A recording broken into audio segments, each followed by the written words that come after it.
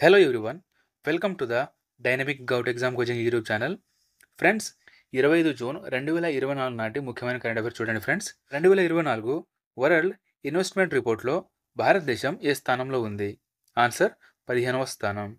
అయితే 2022లో మన ఇండియా స్థానం 8వ స్థానంలో ఉండేది. అయితే టాప్ దేశాలు చూసుకుంటే మొదటి స్థానం అమెరికా, సెకండ్ చైనా ఉంది.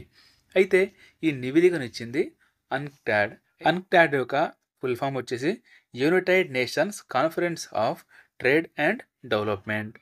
అయితే దీని యొక్క స్థాపన 1964లో జరిగింది. దీని యొక్క ప్రధాన కార్యాలయం జెనీవా. చూడండి ఫ్రెండ్స్, వరల్డ్ ఇన్వెస్ట్మెంట్ అంటే వేరే దేశం నుండి మన ఇండియాలోకి ఎంత ఇన్వెస్ట్మెంట్ జరిగింది అనే విషయంపై ఈ ర్యాంకులు ఇవ్వడం జరిగింది. అయితే ఫ్రెండ్స్, ఇటీవల విడుదలైన ముఖ్యమైన ఇండెక్స్ ఒకసారి రివిజన్ చేసుకుందాం. చూడండి, గ్లోబల్ జెండర్ గ్యాప్ ఇండెక్స్లో మన ఇండియా ర్యాంక్ 129వ స్థానంలో ఉంది. అయితే మొదటి ర్యాంక్ వచ్చేసి ఐస్లాండ్. హ్యూమన్ డెవలప్మెంట్ ఇండెక్స్లో మన ఇండియా ర్యాంక్ 134. ఫస్ట్ ర్యాంక్ వచ్చేసి స్విట్జర్లాండ్. కరప్షన్ ఇండెక్స్లో ఇండియా ర్యాంక్ 93వ ర్యాంక్. అయితే మొదటి స్థానంలో ఉన్నది డెన్మార్క్, చివరి స్థానంలో ఉన్నది నార్త్ కొరియా. ఎన్విరాన్మెంట్ పర్ఫార్మెన్స్ ఇండెక్స్లో మన ఇండియా ర్యాంక్ వచ్చేసి 176. ఫస్ట్ ర్యాంక్ వచ్చేసి ఎస్టోనియా దేశం. ప్లాస్టిక్ మిస్ మేనేజ్మెంట్ ఇండెక్స్లో మన ఇండియా ర్యాంక్ 2వ ర్యాంక్లో ఉంది. ఫ్రెండ్స్, ఇక్కడ క్వశ్చన్ ఒకటి, దీని ఆన్సర్ని కామెంట్ ద్వారా తెలియజేయండి. సస్టైనబుల్ డెవలప్మెంట్ ఇండెక్స్ అంటే సుస్థిర అభివృద్ధి నివేదికలో మన ఇండియా స్థానం ఎంత ఉందో కామెంట్ ద్వారా తెలియజేయండి ఫ్రెండ్స్. అయితే మొదటి స్థానంలో ఉన్నది మాత్రం ఫిన్లాండ్. Okay, next question. ఇటీవల ఏ ముస్లిం దేశం మహిళలు హిజాబ్ ధరించడాన్ని నిషేధించింది? Answer Tajikistan. తజికిస్తాన్ రాష్ట్రపతి అయిన రెహమాన్ తజికిస్తాన్లో మహిళలు హిజాబ్ ధరించడాన్ని నిషేధిస్తూ ఇటీవల బిల్లు జారీ చేయడం జరిగింది. తజికిస్తాన్ గురించి తెలుసుకుంటే తజికిస్తాన్లో ముస్లింల జనాభా వచ్చేసి 96% ఉన్న ఈ బిల్లు ఆమోదించడం జరిగింది. తజికిస్తాన్ రాజధాని దుషానబే. Next question. ఇటీవల డొమెస్టిక్ ఎయిర్లైన్ మార్కెట్ సామర్థ్యం ఆధారంగా ఇండియా ప్రపంచంలో ఏ స్థానంలో ఉంది? ఆన్సర్ 3వ స్థానంలో ఉంది. టాప్ ర్యాంకులు చూసుకుంటే మొదటి స్థానం అమెరికా, సెకండ్ చైనా, థర్డ్ మన ఇండియా. అయితే ఇండియాలో 15.5 మిలియన్ ప్రయాణికులు డొమెస్టిక్ ఎయిర్లైన్ అంటే ఇండియాలో ఒక నగరం నుంచి వేరే నగరానికి విమానం ద్వారా ప్రయాణించడాన్ని డొమెస్టిక్ ఎయిర్లైన్ అంటాము.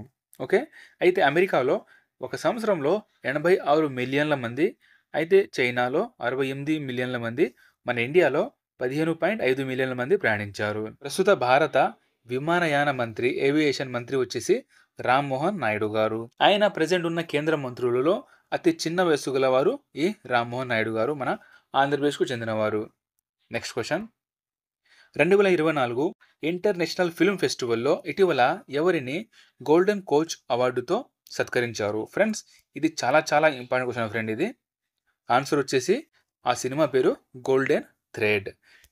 డైరెక్టర్ నిస్తా జైన్. అయితే ఈ ఇంటర్నేషనల్ ఫిల్మ్ ఫెస్టివల్ అనేది ఎన్నవ ఎడిషన్ అయ్యాయంటే 18వ ఎడిషన్. ఈ ఫిల్మ్ ఫెస్టివల్ అనేది ప్రతి 2 సంవత్సరాలు ఒకసారి జరుగుతుంది. ఫ్రెండ్స్, ఇక్కడ మీరు ఒకటి గమనించాలి. ఫ్రెండ్స్, ఈ ఇంటర్నేషనల్ ఫిల్మ్ ఫెస్టివల్ అనేది ప్రతిసారి ముంబైలోనే జరుగుతుంది. కానీ ఈసారి ఇండియా మొత్తంలో 5 నగరాల్లో జరిగింది. అవి ముంబై, ఢిల్లీ, కోల్కతా, చెన్నై మరియు పూణే. ఈ 5 నగరాల్లో ఈ ఇంటర్నేషనల్ ఫిల్మ్ ఫెస్టివల్ అనేది జరిగింది. అయితే దీనికి సంబంధించిన ఇంకో వెరీ ఇంపార్టెంట్ క్వశ్చన్ ఫ్రెండ్. ఇది వెరీ ఇంపార్టెంట్. ఇది 18వ Shantaram lifetime achievement award ఎవరికి వచ్చింది? ఆన్సర్ సుబ్బయ్య నల్లముత్తు గారు. అయితే ఈ ఇంటర్నేషనల్ ఫిల్మ్ ఫెస్టివల్ అనేది స్థాపన వచ్చేసి 1952లో జరిగింది. వెరీ ఇంపార్టెంట్ క్వశ్చన్ ఫ్రెండ్ ఇది. Next question. ఇటీవల నేషనల్ పోషణ్ ఉత్సవం ఎక్కడ జరిగింది? నేషనల్ పోషణ్ ఉత్సవం ఆన్సర్ శ్రీలంకలో జరిగింది. అయితే బౌద్ధ ధర్మం ప్రవేశానికి ఈ 7 రోజులు నిర్వహించే ఉత్సవం నేషనల్ పోషణ్ ఉత్సవం. ఇంపార్టెంట్ జీకే క్వశ్చన్ చూడండి. శ్రీలంకలో బౌద్ధ ధర్మం ప్రచారానికి ఎవరు వెళ్ళారు? ఫస్ట్కి వెళ్ళింది సంఘమిత్ర మరియు మహేంద్ర. సంఘమిత్ర, మహేంద్ర అశోకుని యొక్క కూతురు మరియు కుమారులు. వీళ్ళని పంపించింది కూడా అశోకుడే. అయితే బౌద్ధుని గురించి రిలేటెడ్ వెరీ ఇంపార్టెంట్ క్వశ్చన్ చూద్దామండి. 4-5 చూడండి. బౌద్ధుని జననం వచ్చేసి లుంబిని వనంలో జరిగింది. బుద్ధునికి జ్ఞానం వచ్చేసి బోధగయాలో జరిగింది. ధర్మచక్ర పరివర్తనం, మొదటి ఉపదేశం లేదా ధర్మచక్ర పరివర్తనం ఎక్కడ జరిగిందయ్యా అంటే సారానాథ్లో. మహాపరినిర్యాణం లేదా మోక్షం అనేది ఎక్కడ కలిగిందయ్యా బుద్ధుని కంటే? కుషి నగరంలో. ఇది ఉత్తరప్రదేశ్లో ఉంటుంది. చూడండి ఫ్రెండ్స్, 4 బౌద్ధ సంగీతులు జరిగాయి. ఇవి ఎక్కడెక్కడ జరిగాయో కామెంట్ ద్వారా తెలియజేయండి ఫ్రెండ్స్.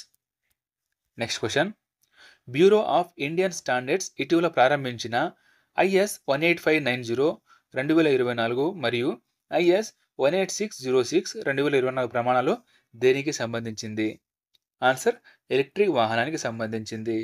అయితే ఈ ఎలక్ట్రిక్ వాహనంలో ఎలక్ట్రిక్ బ్యాటరీలను ఇంకా అధిక శక్తివంతంగా చేయడం కోసం మరియు సెక్యూర్ చేయడానికి ఈ పై ప్రమాణాలు ఉన్నాయి కదా, ఈ 2 ప్రమాణాలు పరిగణలోకి తీసుకోవడం జరిగింది.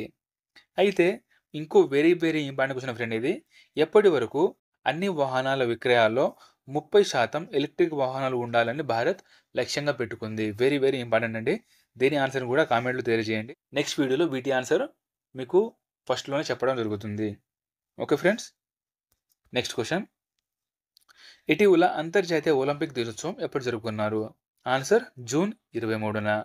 అయితే 2024 యొక్క థీమ్ వచ్చేసి లెట్స్ మూవ్ అండ్ సెలబ్రేట్. అయితే ఈ అంతర్జాతీయ ఒలింపిక్స్ కమిటీ ఎప్పుడు ఏర్పాటు చేశారయ్యా అంటే 1894 జూన్ 23న. ఈ జూన్ 23న ఈ అంతర్జాతీయ ఒలింపిక్స్ కమిటీ ఏర్పాటు చేశారు కాబట్టి ఈ రోజునే అంతర్జాతీయ ఒలింపిక్ దినోత్సవం జరుపుకోవడం జరుగుతుంది. ఈ అంతర్జాతీయ ఒలింపిక్స్కు ఎవరు స్థాపించారయ్యా అంటే పియర్ డి కోబర్టిన్ అనే వ్యక్తి ఈ అంతర్జాతీయ ఒలింపిక్స్కి స్థాపన చేశారు.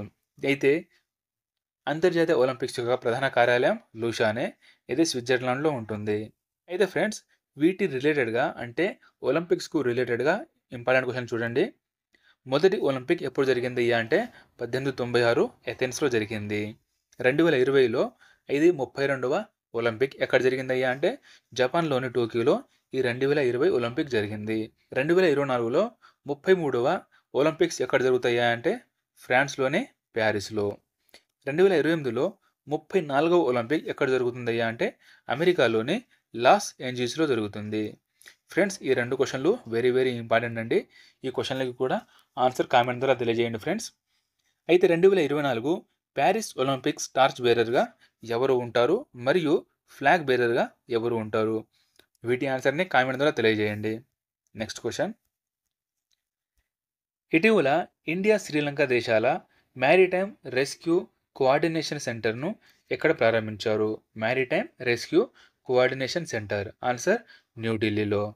దీనిని ప్రారంభించింది ఎవరెవరయ్యా అంటే భారత విదేశీ వ్యవహారాల మంత్రి ఎస్ జయశంకర్ గారు మరియు శ్రీలంక రాష్ట్రపతి అయిన రనిల్ విక్రమసింఘే, వీళ్ళిద్దరూ కలిసి మ్యారిటైమ్ రెస్క్యూ కోఆర్డినేషన్ సెంటర్ను న్యూఢిల్లీలో ప్రారంభించారు. అయితే దీనికయ్యే ఖర్చు $6 మిలియన్ మన ఇండియానే భరిస్తుంది. దీనిని స్థాపించడానికి గల కారణం ఏమిటయ్యా అంటే మన సముద్రం పరిసరాల చుట్టూ సెక్యూరిటీ మరింత పటిష్టం చేయడం కోసం దీన్ని స్థాపించడం జరిగింది. అయితే ఫ్రెండ్స్, ఇండియా మరియు శ్రీలంకల మధ్య ఇంపార్టెంట్ క్వశ్చన్స్ ఏమేమి ఉన్నాయో చూద్దామండి. మిత్రశక్తి మరియు స్లైనెక్స్ ఎక్సర్సైజ్ అనేవి ఇండియా మరియు శ్రీలంకల మధ్య ప్రతి సంవత్సరం జరుగుతూ ఉంటుంది. Next, Mattala airport. Okay, Mattala airport వచ్చేసి ఇండియా మరియు రష్యాలో కలిపి దీనిని డెవలప్ చేయబోతుంది. ఇది కూడా శ్రీలంకలో ఉంటుంది. పాక్ జలసంధి, ఇండియా మరియు శ్రీలంకల మధ్య ఉన్న జలసంధి ఏమిటయ్యా అంటే పాక్ జలసంధి. నెక్స్ట్, శ్రీలంక రాజధాని చూసుకుంటే Colombo, currency Sri Lankan rupee. Next question, ఇటీవల ఖులుబర్ వార్ మెమోరియల్ ఎక్కడ ప్రారంభించారు? ఇది కూడా చాలా ఇంపార్టెంట్ ఫ్రెండ్స్. ఇది ఖులుబర్ వార్ మెమోరియల్ ఎక్కడంటే లదాఖ్లో ప్రారంభించారు. దీనిని ప్రారంభించింది ఇండియన్ ఆర్మీ. దీనిని నిర్మించడానికి గల కారణం ఏమిటంటే జూలై 26న కార్గిల్ విజయ్ దివాస్గా కార్గిల్ యుద్ధంలో పాల్గొన్న వారికి గుర్తు చేసుకోవడానికి దీనిని నిర్మించడం జరిగింది. అయితే ఈ ఖులుబర్ వార్ మెమోరియల్ అనేది ఎక్కడుందయ్యా అంటే లదాఖ్లోనే ఆర్యన్ వ్యాలీలో ఉంది. అయితే లదాఖ్ కేంద్ర పాలిత ప్రాంతంగా ఎప్పుడు ఏర్పడిందో కూడా ఇంపార్టెంటే. 2019 అక్టోబర్ 31న ఈ లదాఖ్ కేంద్ర పాలిత ప్రాంతంగా విభజించడం జరిగింది. అయితే ఫ్రెండ్స్, ఇంకో ఇంపార్టెంట్ క్వశ్చన్ చూడండి. లదాఖ్లోని ఏ సరస్సు రంగులు మారడానికి ప్రసిద్ధి? లదాఖ్లోని ఏ సరస్సు రంగులు మారడానికి ప్రసిద్ధి? ఫ్రెండ్స్, ఇప్పుడు అడిగిన 4 క్వశ్చన్లు చూడండి. ఒకటి, లదాఖ్లోని ఏ సరస్సు రంగులు మారడానికి ప్రసిద్ధి? నెక్స్ట్, ప్యారిస్ ఒలింపిక్స్లో టార్చ్ బేరర్ మరియు ఫ్లాగ్ బేరర్. ఇంకోటి, ఎప్పటి వరకు అన్ని వాహనాల విక్రయాల్లో 30% ఎలక్ట్రిక్ వాహనాలు ఉండాలని భారత్ లక్ష్యంగా పెట్టుకుంది? నెక్స్ట్, 4 బౌద్ధ సంగీతులు మరియు సస్టైనబుల్ డెవలప్మెంట్ ఇండెక్స్లో మన ఇండియా స్థానం. ఫ్రెండ్స్, ఈ క్వశ్చన్లో అన్నీ ఇంపార్టెంట్ ఫ్రెండ్స్. వీటి ఆన్సర్ని కామెంట్ ద్వారా తెలియజేయండి. ఫ్రెండ్స్, ఇప్పటిదాకా ఎవరైనా సబ్స్క్రైబ్ చేసుకోండి. వీడియోని లైక్ చేసి మీ ఫ్రెండ్స్ అందరికీ షేర్ చేయండి. Thank you. జై హింద్.